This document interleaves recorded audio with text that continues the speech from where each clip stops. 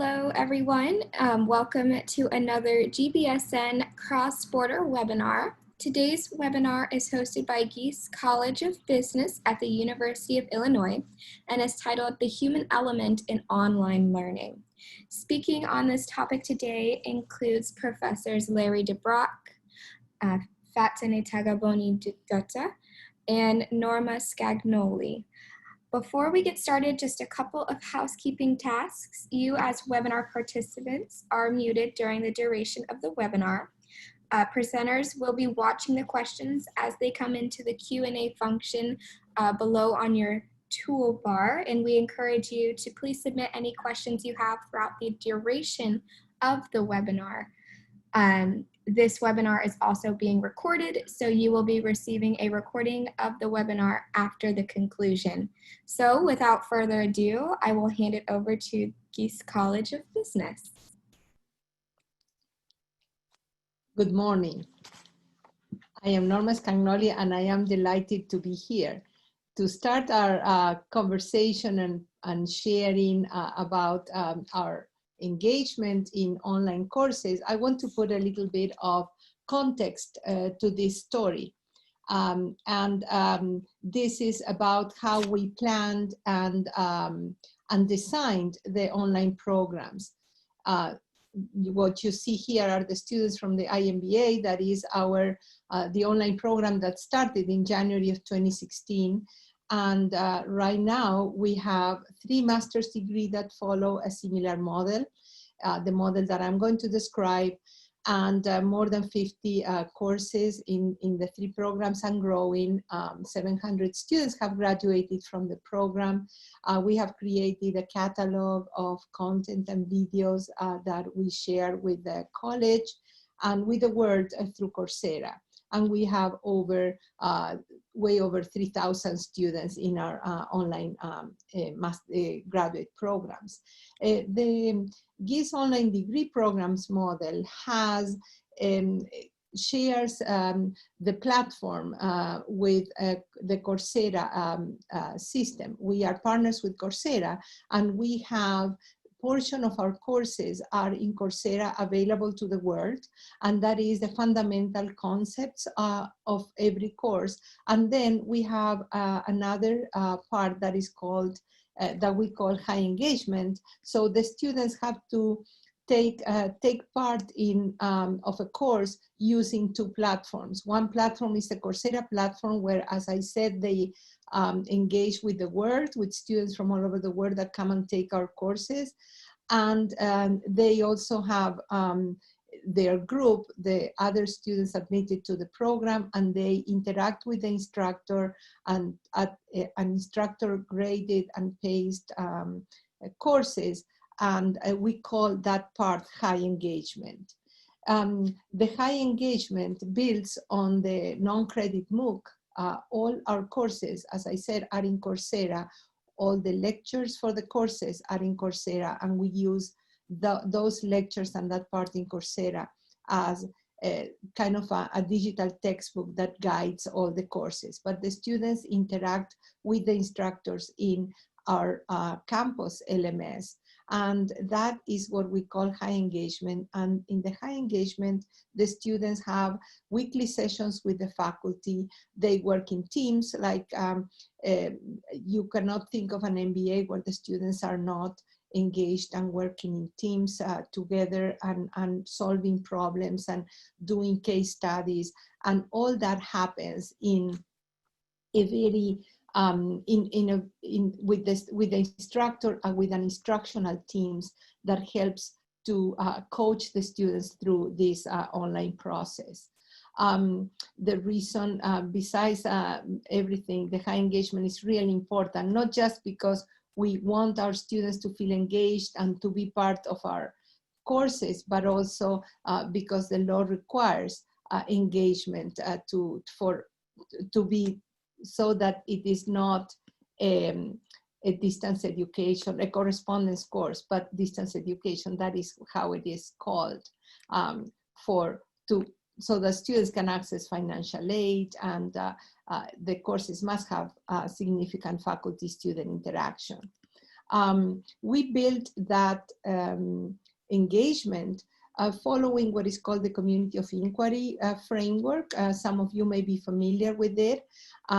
This was created by Garrison and others, and it focuses on teaching presence, cognitive presence, and social presence to keep the students engaged with the content and being successful in online programs, in online courses. The cognitive presence builds on the critical thinking activities in collaborative problem solving and the construction of meaning that occurs through interaction in courses. You can see here, this is one of the classes. All the classes have weekly live sessions and have had that since we started in 2016. This seems a familiar picture now because we are all, or many of us are working from home, and so we have our meetings like this. But this is a class and how classes have been happening for us since 2016. All the students come and work with the instructor, meet with the instructor once a week. The cognitive presence for us is reflected in the live interactions, as you saw, but also in online discussions that happen asynchronously through a forum, in different opportunities for feedback that happen through assignments and rubrics that are built in the system so that students get immediate or close to immediate feedback when they complete their assignments, through working with the instructor in case studies which promote critical thinking and trigger further class interaction and discussions. Of course, live sessions with breakout rooms, and also presentations by students of problem-solving activities. But the community of inquiry also involves teaching presence. And teaching presence, sometimes you think of teaching presence as the instructor being present in the classroom, but teaching presence goes beyond that. Teaching presence is reflected in how the instructor presents and projects his disciplinary or her disciplinary expertise and direct instruction. How the class is designed and organized. There is one class that may be very different from another, although they may be teaching a similar discipline, but the instructor presence, the teaching presence is projected in the way that the class is organized. And also how the instructor facilitates that learning environment, how the instructor interacts with the students and help guide through the content. With every instructor, it is different. And so we have created, in our high engagement, we give that space to instructors. It's not cookie cutter. Every instructor has their own space and opportunities to infuse the way of teaching, and you're going to see that today with Fataneh Dutta and Professor Larry DeBrock. Instructor direct instructions to infuse teaching presence can be seen in the video lectures in the MOOCs, in the weekly updates that the instructors do to their courses every week through announcements, through videos, and also in the live sessions.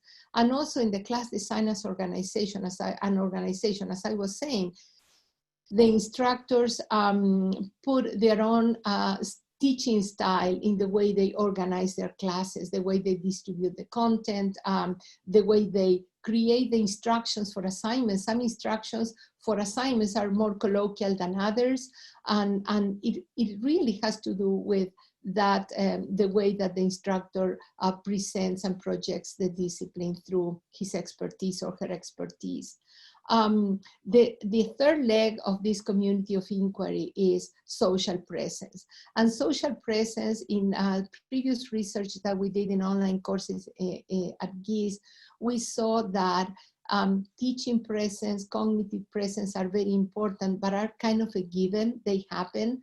Social presence, unless it is intentionally built, it may not happen. And social presence is really what makes the course and the program stay together, because that is where the students find the real person in the others. And so we built our courses in a way that the instructors project their personal characteristics, and the students too. We create opportunities for them to feel connected, to share. If you can see here notes from the students, this is a handwritten note by a student to Professor Larry DeBrock that is going to talk to you today. And they share in social media. You see a picture of Larry DeBrock in one of his lives, in one of his video lectures in Coursera, and there's a baby sitting next to probably a mom or a dad helping. This is Amelia, so it's the mom helping with the baby and listening to a video lecture. Larry in a meetup with a student. So the way that we build social presence at Gies is through different type of activities that engage the students beyond the course. What you see here on the left is the students had a competition of, and they had to share their desktop after a test, and they took pictures of their desktop, and that connects them. That tells each other we may be many miles apart, but we are not that different in the way that we study and we prepare, and that creates that sense of community that goes beyond a course. On the right, you see another competition that the program created for the students, where they share where they are watching Professor Fataneh Datta's course, and you can see a hotel, swimming pool, an ice rink, and someone traveling, so in a rest area. So they take pictures of where they're taking the class, and they share that, and it's not just about the content, but it is also how they feel connected. This model that we use, this framework that we created, has given us that we followed, sorry, has given us fantastic results. The learners' engagement and satisfaction that they show in not only in their surveys, end of course surveys, but also in the retention rates. We have 89 to 93% retention rates in courses, which is really very important in online education, an online education that is for adult learners. Most of our students are working full time. So they have busy lives, busy family lives too, as you could see, and they are still engaged and part of the courses and the programs. Our model is also modeling for other programs. As I said, we started with the IMBA, and now we have 2 other master's degrees that are modeling after this, and also other online programs, not only at the University of Illinois, but also nationwide, have been visiting, talking to us, and we have been sharing our model for high engagement.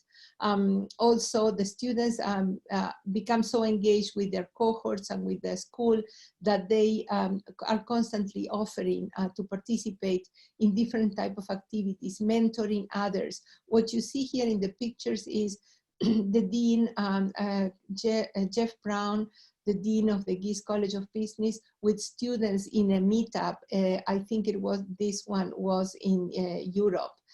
For a Coursera conference, the students came and met with the dean. That is what the instructors do too. If they go to conferences, they will let students know. The students will gather with the instructors, just a meet and greet, but that is an opportunity for the students to see the instructor face to face.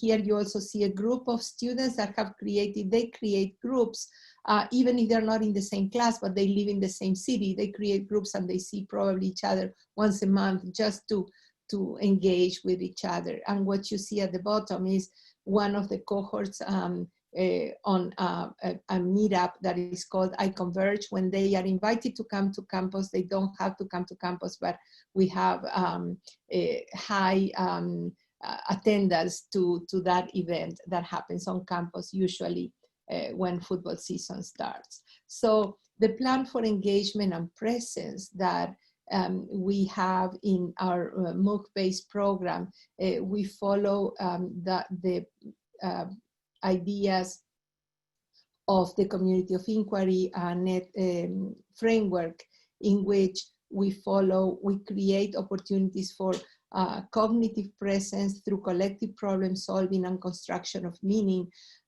through different type of activities and actions, teaching presence in which the instructors show and project themselves by the way they facilitate discourse and project their teaching style, and social presence by the way they led the students and themselves into being part of that community, sharing their experiences and planning and modeling communication.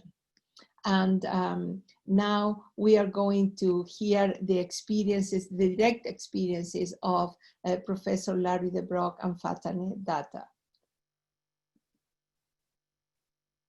I am going to stop sharing my screen so that we can see their faces. Hello, everyone. I see that I have people from all around the world, so I'm not going to say good morning. So I'm Fataneh Taghaboni-Dutta, and one of the instructors who participated in IMBA. And I have to tell you that in 2016, when this began, it was not something that I volunteered for, but recruited. And you may already know why someone would not want to volunteer for this. There were a lot of concerns. I teach business statistics. Even in the seats, students are not looking forward to taking that class. So the fact that it was going to be via internet and they were in different places was a major concern to me, because I always felt that being in the class and being able to read the room, I always could intervene when my students were losing interest or they were just getting lost, to change my plan on the spot, to get them engaged, to bring them back in. And I felt that that big element was going to be taken away from me, given the difficulty of the subject that many of the students will find it difficult for them. And then Coursera had added additional restrictions like no copyrighted material. And in my 20-some years of teaching, I have had so many textbooks, so many examples that I could not even unravel where the examples came from. Was it from me? Was it from a textbook? Which textbook? So it basically meant starting over. And of course, as you heard from Norma, e-learning office came up with a general design for which we had to stay within. We had flexibility within that design, but there was a design and there was a team that was going to make sure that you're sticking to that design.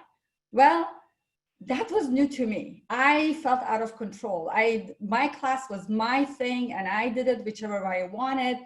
And all of a sudden I had to meet with people, explain to them why I'm doing something and so on and so forth. So for these reasons, I would have rather not be part of IMBA than be part of the IMBA. But Larry DeBrock, our second faculty who will speak today, was my dean and he was very convincing. And I am very happy that I got into this because it's been so enriching in ways that I wasn't really anticipating.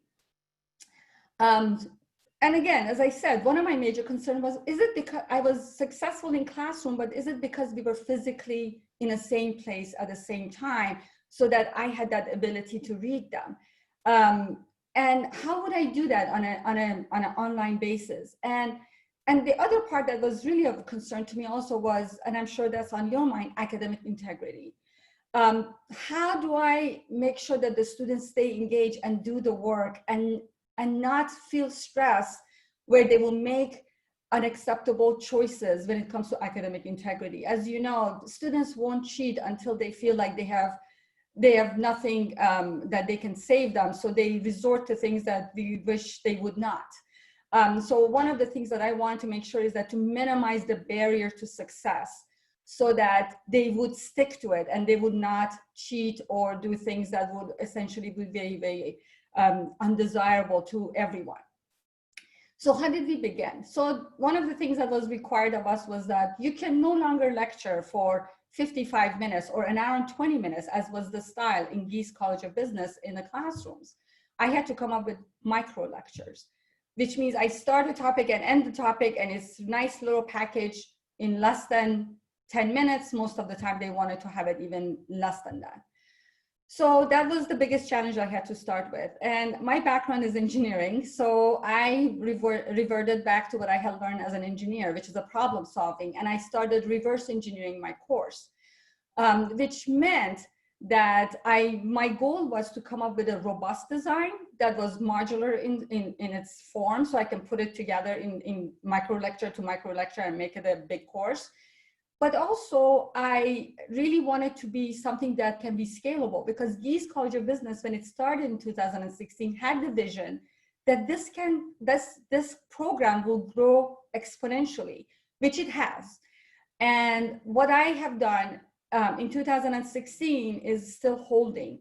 Meanwhile, it has become so large, but still has the same connection with the students and same level of success, at least as the data shows.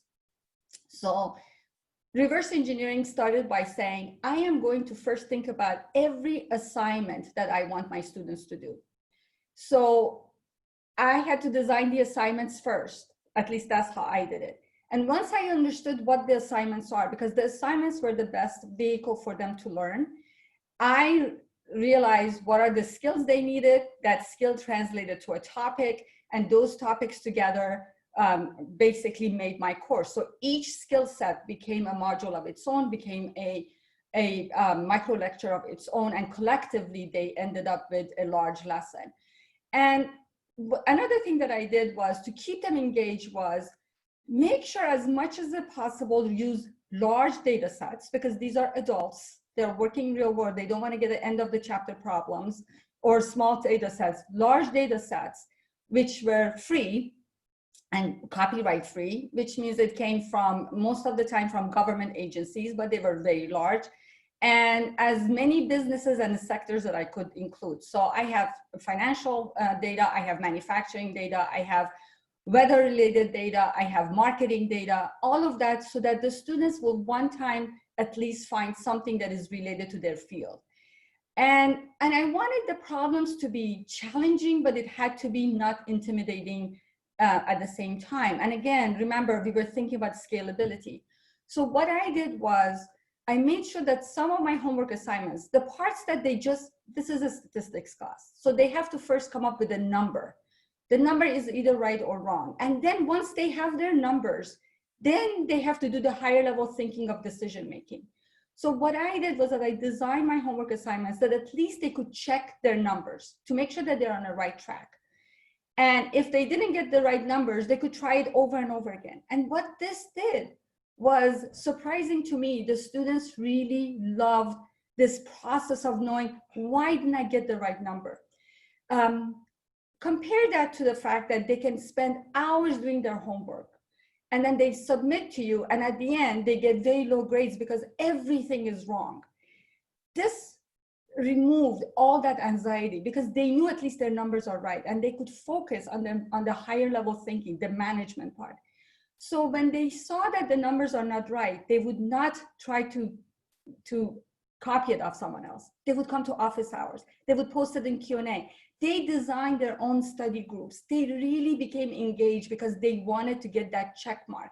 It became almost like what the kids, younger kids do for video games. For the prize of the check mark, they would try over and over again. And I saw that for the most part, this removed anxiety, which very much decreased this process of worrying about whether there would be academic integrity issues or not.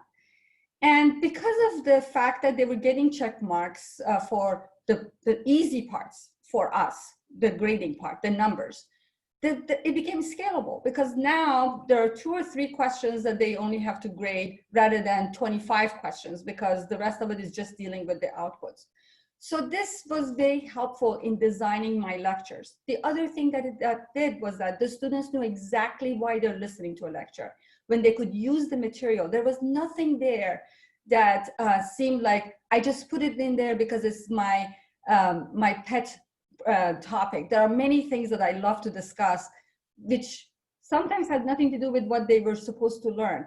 And that could happen in a classroom where I would do this, but in an online format, the idea of coming up with your learning objectives really makes you focus. Something that I philosophically knew, and I think for the most part was trying to follow, but in online learning, I really had to follow it. And that was actually a very useful thing to do, to make sure that you stay focused. But then it also was just generally how to make them excited. And as I said, the real world data would make them excited because they would see what they're doing. For example, I would use data from, so one of the examples that I use in my class is that they take the water data from when they found out that the city of Flint had way too much lead in their water. I have that data, and they become that scientist who finds out that there is problem in the data, in the water, and so on. So all of these would make them very excited.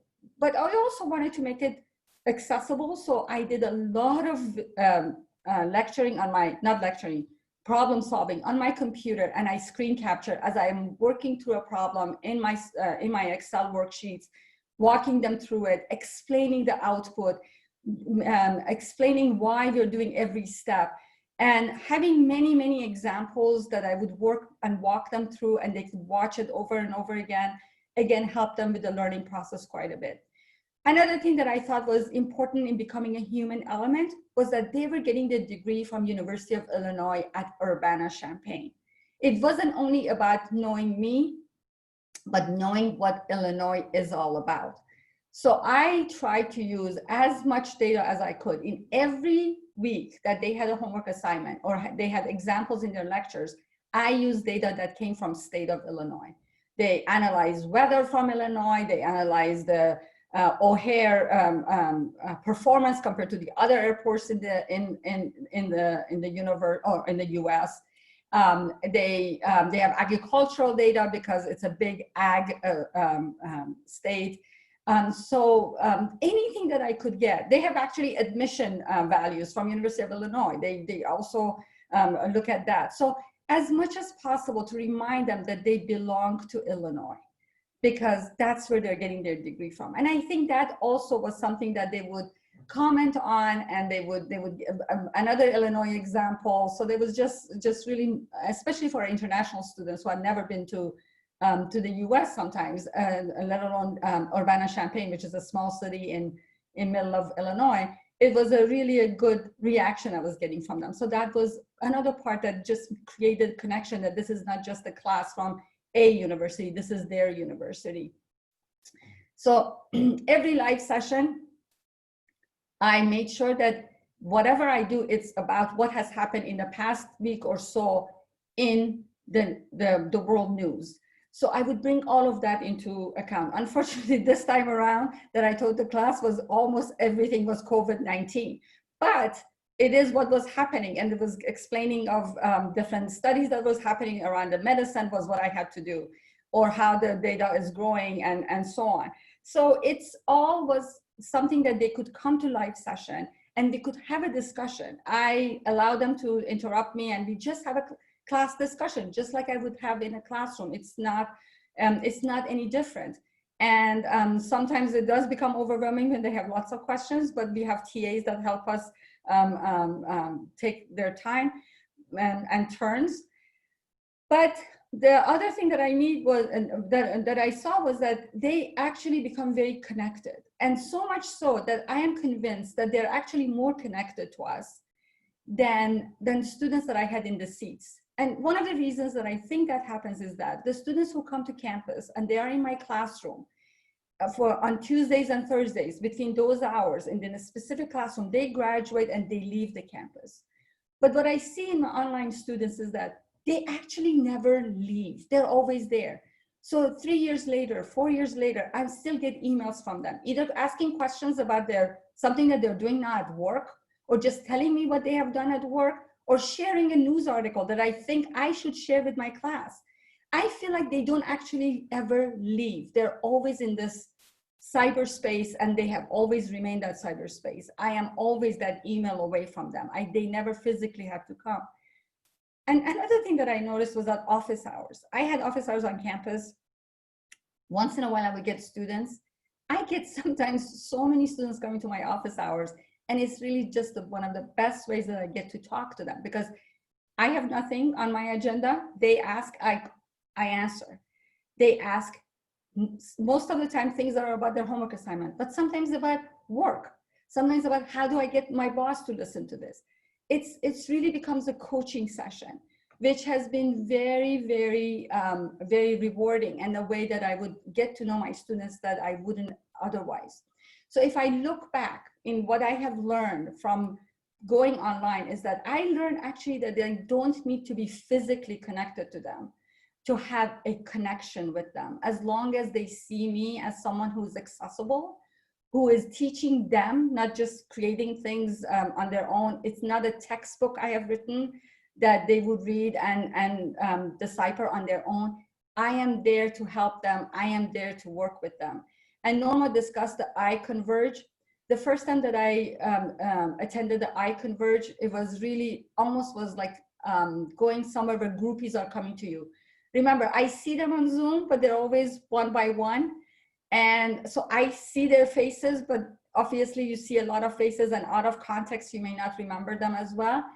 I remember I walked into our union to find a room that the students were meeting, and all of a sudden 3 people just swarmed me and hugged me because they wanted to see me. And I was taken back. I have never had that in any of my interactions with on-campus students. They were so happy to see me that almost made me feel like a superstar. So these are the kind of things that I feel like this is none of these I was thinking about when I was recruited by a College of Business to attend, because my fear was that I'm just this talking head and no one would know and no one would care. And it's been exactly opposite. And I also think it has made me a much, much better teacher than I ever was. And of course, the best teacher ever in our program is my idol, Dr. Larry DeBrock, who I'm going to ask now to share his enormous wisdom with you. Thank you all.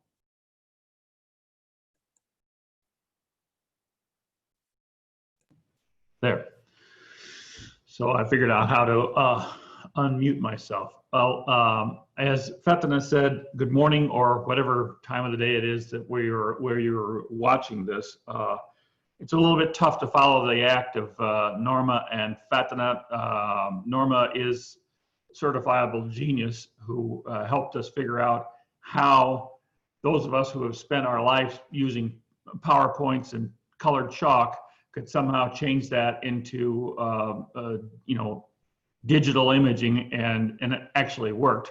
And Fataneh is the genius who actually wins multiple teaching awards teaching statistics to MBA students. It's a hard thing. As Fataneh said, I was dean at the College of Business from 2009 through August of 2015. And in the fall of 2014, I put together a committee to think about this program.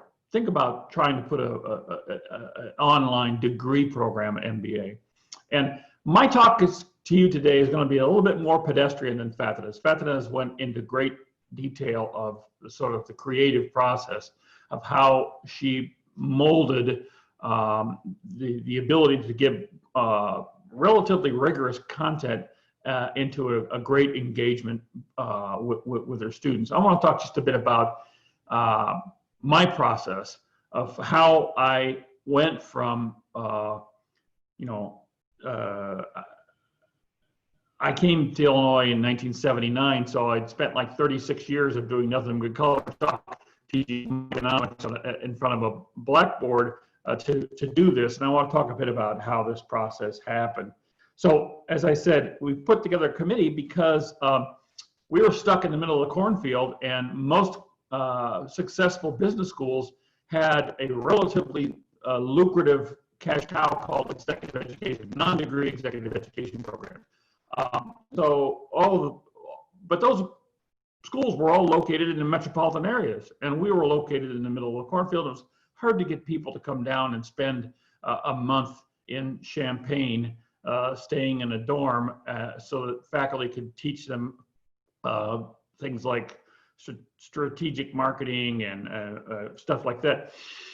So we said, well, we could do this with online. We could develop it, and we did. We started developing these sorts of things, and then we decided, you know what, we could actually turn this into a degree program. So we put together a committee of very high-level faculty, and then it turns out that they thought we could do this. And in the spring of 2015, we actually got it approved by our faculty, and then the provost, and then the Senate, and everything got the ball rolling. Norma was helping lead this this activity, as well as an individual who's no longer with us. Unfortunately, he became Raj Enchambadi, who became the dean he is right now the dean at Northeastern University. Anyway, we got this thing going, and all of a sudden they came to me and said, "Hey, we want you to teach the program. We want you to teach microeconomics." And so I really did not have very much confidence in that. Online education to me was something that was still quite unique. I didn't really know how this worked. I had great confidence in Norma, but on the other hand, I also had the good fortune to have won many campus and college awards over my career here for teaching. And so I said, I'm doing a pretty good job with colored chalk on a blackboard. Well, why am I going to do this? But the fact of the matter is, I realized eventually that I needed to put on my lead by example hat and say, okay, I can get this program and do it too. It was, in a way, I had been involved. I was the first person to teach in our executive MBA program in Chicago. I taught the first class in our nighttime MBA program when we initiated that in early 2000s. And so I said, okay, I'm going to do this. But I still had really not much of an idea how to do it. And as Fataneh said, you have to think this thing through. I kind of felt like I needed a lifesaver somewhere. I felt like I'm not really sure what's happening, even though Norma kept telling me we can make this work. The good luck for me was that I had been involved in the executive MBA program in Chicago, which was a Friday, Saturday program, 4 weekends of teaching microeconomics on Friday and Saturday to executives. I had some problems. Excuse me. I had some problems once, and I had to go on a trip with the chancellor to China, so I was going to miss my Saturday engagement. So Norma convinced me to do a flipped classroom. She said, let's just record your weekend worth of content, and then you make the students watch the content from their house beforehand, and on Friday you can go up and just work through problems with them. New York Times examples, Wall Street Journal examples, solve some problem sets and stuff on Friday, and that will be your week. And it really worked. And so finally, that's kind of what I decided to do for my IMBA program. It's an 8-week, my course, all of our courses are 8 weeks long. And I thought, well, I teach in the executive MBA program, microeconomics, in 8 days, 4 different weekends of Friday and Saturday. So I divided it up like that and started to record my videos. And, so recording videos is a different thing. Talking to a camera is not like talking to students. As Fataneh said, when you're talking to students, you can tell when students have that glazed eye look, like they're not understanding what's going on, or when they're bored, or whatever it is. You can tell that. But when you're talking to a camera, you can't. You're in a studio, very nice studio, by the way. I got to give a lot of credit to Dean Brown for putting a lot of money into some really, really, really high-class studios. But you're still just talking to a camera. The only person in there is a video tech who's running all the equipment in the back, and he or she's not looking at you. They're looking at all this equipment and monitoring what's going on with sound levels and video levels, and you're just talking. And that's hard. It's hard to make that work.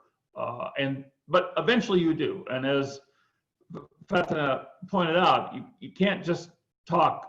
You have to have I think she called them mini lectures. You have to sort of cut it into, say, I wanted to do 15 minutes, but Norma said, no, 8 minutes. To make these things so students can basically hang on to that time. And you end up doing a lot of videotaping. You do an entire microeconomics course, which essentially is, many, many hours of standing there talking to students, where I'm delivering content in a face-to-face.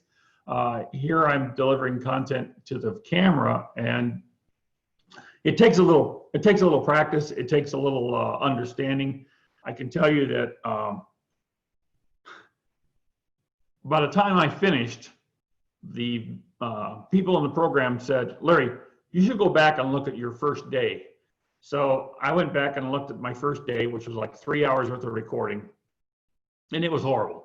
It was like I was standing there going, hi, today we will talk about economics. It was just really, really bad stuff. So I redid my whole first day because it was really embarrassing. And I think that's probably what will happen for lots of people is it just takes a while to get used to talking to the camera. The lessons of talking to the camera, well, for me, the lessons were, first of all, bring lots of ties. I wear a tie when I did the lectures, so I had to have I would bring 6 or 7 different ties. And after every 2 videos, we would stop and I would change my tie. It was always a white shirt, but it was a different tie, so it made it look like, this was not just some long day of recording. It was really like different days. Larry would come back and do this, and Larry would come back and do that. The second thing is I learned the hard way, don't use dates. Because you're going to teach this a course again, and I was quite fond of talking about, for example, in microeconomics, we're talking about oil prices. I would say, last week, OPEC met in Zurich and announced that the price levels were going to be held at $60 a barrel. So, well, that was great when I filmed it because that was when I was going to be teaching it. But then when again, we used those same Coursera videos for the next semester, when I teach, in the beginning, I taught every January. So the next January, when I said, last week OPEC met, well, that was actually 14 months ago. And so it turns out it's bad to use hard dates. You can say things like OPEC recently met, but you can't say last week OPEC met. And that was hard. We had to go back and fix a lot of stuff because there were dated things. There's when you get involved in something like this, I like to say there's something called the good, the bad, and the ugly. And thinking about my transition to this program, the good was that our people here were great. The video people and Norma and her staff, they took me around town. They took me out and filmed me live in front of the Abbott power plant, where the university produces its own power, and it was coal-based, and then it transitioned from coal. And I was talking about, how power in the United States is basically a regulated, utilities are regulated industries. And so they took me there and they took me out to this beautifully massive solar farm we have here at the University of Illinois. And they got me standing in the midst of this giant field of solar panels and talk about this, and all that stuff brought a great deal of realism to my lectures. That's the good part. The bad part, Fataneh already talked about, the fact that we can't use commercial examples. So I had to create original multiple choice questions. That's not fun at all. It's hard to create multiple choice questions, and especially when they tell you that we need to have at least 16 questions or 18 questions so we can sample and the students can retake the quiz and get a different random draw of questions there. It's really a hard task to create original multiple choice questions. I have a great deal of respect for people who do that. And then the ugly, the good, the bad, the ugly. The ugly is the first time I did a live session. Live sessions are extremely important, and we'll talk a bit more about live sessions here in a minute. The ugly was the first time I did a live session. The software we used for my drawing pad was so bad that on my screen, the window was just about this big, and I had to try and draw on there to draw like demand curves, supply curves. It was really no good. Fortunately, that was only the first week. Norma and her staff moved into something called Zoom at that point in time. That would have been in January of 2016. And Zoom turned out to be a great thing for us. But remember, bad things don't just happen in tech. There are gonna be problems with technology, but there's also problems in face-to-face classes. I taught very large classes here in economics, classes in rooms of 700 people, in rooms of 1,600 people in Follinger. And at one time when I was in Lincoln Hall with 650 people, somebody had left lights on the stage that were shining directly on the screen. So my projector, which was at the back behind the 600 students, the projector was basically washed out. They couldn't see anything that was being displayed on there. So I went around the corner and I saw a switch that said lights, and I threw it. And it turns out that switch was not the light switch on the stage. It was the light switch for the entire auditorium. And they shut off. And I go, oops. And so it's pitch black in there because there's no windows in this place. So I throw the light switch back on and nothing happens. It turns out these were what we call metal halide lights. Metal halide lights are very powerful lights, but when you start them, they have to warm up. It takes 5 minutes when you throw the switch for them to get back on. So for 5 minutes, the lights would just kind of dull, and I couldn't even see the students, and people were laughing, and some of them were leaving. So bad things happen in face-to-face, as well as bad things happen sometimes when the technology fails. I want to talk a bit about the live session. Basically, the live sessions are really the secret sauce of our program. In face-to-face classes, engagement does not scale. When you start getting above a certain number of students, nobody raises their hand, no one talks. You ask people, no one, it's just you talking to a large number of people. That's not what happens in our online program. In our online program, as Norma showed in her pictures, there's basically a wall of faces that are just 3 feet away from me. And if I ask questions, people will raise their hands, people will want to talk, and I can just sort of reach out and someone will come and talk to me. And that face will come up and we'll talk them through. So the cool part about online programs is engagement can scale. We can actually have the students, as Fataneh said, we will know them. We'll see their faces all the time. They come to our office hours, and it's, by the power of Zoom, if I have 30 people in office hours, which happens all the time, I have all 30 faces right there in front of me, and we sort of talk things through. That's not what happens in a face-to-face program. In an online program, students really do absorb the content at their own pace. They do the content at their own time. And then when the faculty come there, the faculty come face-to-face and engage them and reinforce what's going on. I like to say that the distance learning, the phrase distance learning is really a misnomer, because it is distant, but it's when people hear distance learning, they think of something where people just not engage with each other, like maybe it's asynchronous stuff. I post a problem set, people read it at their own time and send me answers, and I look at them and I send them back grades. That's not what happens in this program. The program, like Fataneh said, the live sessions are really where good things happen in our program. And so I guess I just want to end by saying, in brick and mortar classes, I am the show. But in the online program, we are the show. There's a whole team of people. There's people like Norma and her staff. There are other faculty members who help you work your way through this. Everybody's engaged in pushing the same direction. Okay, thanks a lot.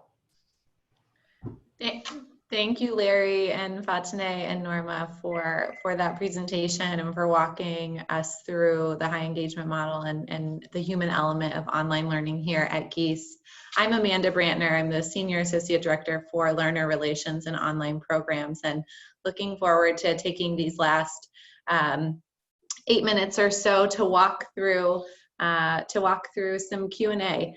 In the Q&A window, you'll see that you can upvote questions via a little thumbs up in the left-hand corner of each question. So feel free to use that, attendees, so that we can bring the questions that are of most interest to everyone out there to our panelists today.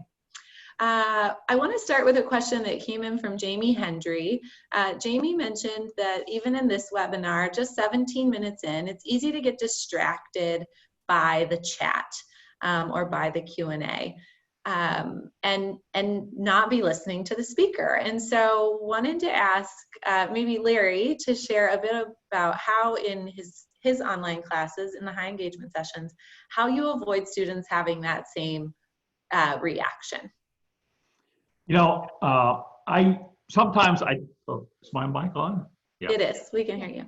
Sometimes, you know, when we do our live session, there's always there's a co-pilot sitting behind the desk or standing who sort of filters the chat. So I don't really get too involved with that, but I do like the chat because the chat is a place where students talk about what you're doing. I mean, when I go back and look at the chat, I can see the sort of flow of what the material I'm talking about. When I'm talking about, you know, the craft plant at the edge of town, we have a huge craft plant here in Champaign, and they produce all of the Velveeta that Kraft sells in North America. And so but the cool part from an economist, as Fatma said, we can get data from that plant and understand about production functions. Inputs go in, workers and milk and stuff, and outputs come out. And we can do this through, and so I can follow in the chat how people are actually talking about this and their own experiences in working in factories or their own experience in these things. And I think it is a way for people to actually feel more engaged about what's happening in the class. They are understanding that economics actually has something going. They're not chatting about the Cubs or the Chicago Bulls or anything like that. They're chatting about things related to the concepts we're doing. And secondly, I also think the chat space has, you know, people say the one thing about online programs, people told me when we were thinking about this, building this program, they said, well, you know, one of the big things about MBA programs is networking. You know, students, face-to-face MBA programs, students become great friends with each other, and those become networks as they go through the rest of their career. Well, believe me, that's what chat does that too. Chat kind of builds networking. People they know each other. They know who says things. They understand some people who say stupid things, and they understand some people who say really smart things, and they sort of build their network up. Fataneh, what do you think? So I think the question is actually very good, but I'm going to give away my age. Remember the first time when CNN said we are also going to have a ticker? They have also something going on here. So at the beginning, when that was coming on, I thought, how stupid is that? Because it's going to be distracting. But now I find myself, I can process both of them somewhat well. So as a faculty, what I have done is that I always, I have my chat open right now, I'm always glancing at it. And like Larry said, that's like the thought bubble that goes in the classroom, except you don't know what the students are thinking.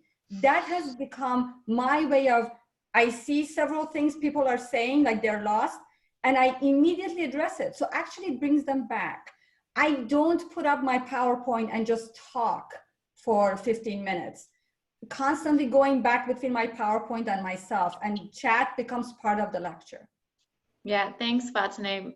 I think the other piece, maybe if you have any thoughts on it that you could comment on, is how how you train the students, or what the students do in order to not allow themselves to be distracted by that running chat.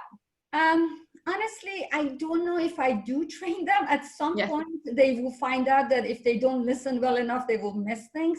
I had a colleague who's unfortunately not at Penn State. He used to say, I can teach, but I cannot learn you. So I think students very quickly will understand that they need to pay attention. I just had my wrap-up meeting with the team for the class that just ended in May. And somewhere between 85 to 90% of the students either attend the live sessions or watch the recording. Yeah. So that tells you that if they didn't catch it, they'll go back and watch the recording. Sometimes you just have to let go of that control and let it go. Yeah, thank you. So Fataneh, this question is for you, and Norma, you might have some things to add here as well. But Curious about, Aaron Guild asked how we manage the retention of at-risk students from a distance. And of course, this idea, this challenge has become, very present in the media in this time of COVID-19, where students who didn't sign up to learn online have been put in that space. But in our online programs specifically, how do you as an instructor manage students who might be at risk or who might not be having the success or having the tools they need to be successful in the online classroom? So for me, office hours work very well. My head TA reaches out to students who are missing assignments and so on, so to find out if anything is going on. And oftentimes, I see someone who's struggling and I will reach out to them, and I ask, like, they send me an email, they say, I'm lost. That's the nice thing about the online. It's a little bit more anonymous, so they can send you an email saying that, Professor, I'm really lost. Do you recommend anything more? Because it's quite mathematical and some of them haven't had math for a long time. And I have done things that they come to my office hours, or we just established, and I send them a Zoom link and they can talk to me personally. And sometimes it's been simple as saying that, you know what, you need to also visit Khan Academy because you need some basics. But somewhat you reach out to them, and if they don't reach back, there is not a whole lot that you can do. Overall, I would say that the success rate, as a percentage, my classes are a lot larger. I saw somebody ask, last time I had over 900 students in my class. The success rate is not different than the in-class. So to some extent, that's similar in between the two. Norma, is there anything else? I was responding to the question. There was a question about how many people come to office hours. And so I was making the distinction between office hours and live sessions, because a lot of students come to the live sessions, but office hours are just the moments or when the students come because they have a need, because they have questions, and sometimes they just come to hang out with the instructor, because not many people come to office hours. But someone is asking how are office hours structured, and in general, Larry and Fataneh, you're welcome to give your points here, but in general, office hours are established at a time when the classes start. There will be office hours at a particular time and date in the week, and students will come at that time. And sometimes they will email the instructors and ask for help, and the instructor will arrange office hours with them. So in terms of structuring the moment in the office hours, I believe in most cases, office hours are not structured. The students have to come with questions to office hours, different from the live sessions. I don't know, Larry and Fataneh, if you want to say something about your office hours. Yeah, office hours are established in the syllabus, and they're constant time over the entire 8 weeks of the course. I have my office hours. I have an associate instructor with me who also has a PhD in economics, and he does office hours at a different time slot, and we do it each week. And again, they're unstructured. I sort of say, hello, who has a question? And I purposely don't want to introduce new things there. I'll answer the question, but it's not like I'm going to deliver new content in the office hours. Mm-hmm. Same for me. I have 4 per week, and the students come in. Sometimes as many as 90 show up. Not all of them will have questions, but they show up to listen, which tells you something, right? And I ask them, if you have a question, raise your hand, and Zoom shows me a hand by their name, and I see the order. And I circle through them. If someone has 5 questions, I ask them to ask a question, and then I circle back to them. It's unstructured questioning, which I tell them is like a pop quiz for your instructor all the time. Well, we're at the end of time for today. I know there are a few additional questions in the Q&A that we didn't get to, and we will get a transcript of those following the webinar so that we might address some of them or reach out. Please feel free to reach out to us here at the Gies College of Business. We're happy to be a resource and answer questions to help any other universities on the journey of creating high engagement digital classrooms and expanding. their offerings. It's been a pleasure to have Larry, Fataneh, and Norma with us talking on a subject that they all are experts in and very passionate about. So thank you each for your time. Thank you also to the Global Business School Network for inviting us to be a part of this webinar. It's been a real pleasure for us here at the Gies College of Business to participate with the Global Business School Network and with all of you this morning. So we wish you all the best and look forward to seeing you again in the future, online or maybe in person too. Thanks so much. Thank you. Thank you.